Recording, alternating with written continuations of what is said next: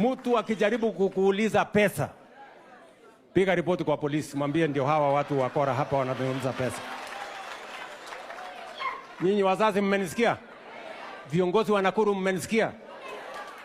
Kwa sababu mimi ninajua kuna mahospitali wanatutumia bill, wewe mwananchi umeenda hospitali, wanatutumia bill, tunalipa kwa serikali, lakini pia wameuliza mwananchi, wamewalipa. So kwa matibabu moja wanalipwa na mwananchi na wanalipwa na serikali.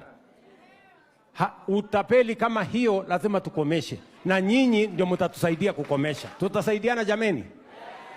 Ni makosa kulipisha mwananchi ile matibabu ambayo tayari serikali ya Kenya inagharamia. Nyinyi mnanielewa?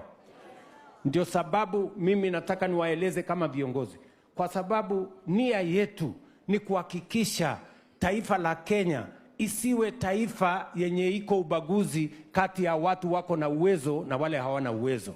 Tunataka kila mtu aende hospitali jameni, atibiwe, aende nyumbani bila ya kulizwa mapesa. Tumekubaliana?